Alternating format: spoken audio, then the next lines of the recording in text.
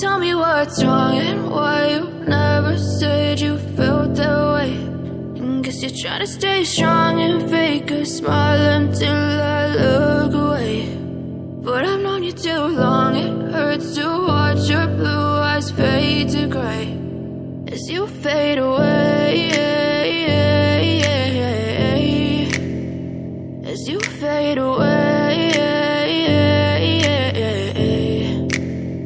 Yeah, I'm about to fade away, cause every time I wake up I feel like it's Monday. Something's going wrong with all the chemicals up in my brain. All of a sudden I don't look at anything the same way. Gotta build up of my thoughts sitting in an ashtray. I'm sorry that I'm so inconvenient, okay, just let me be.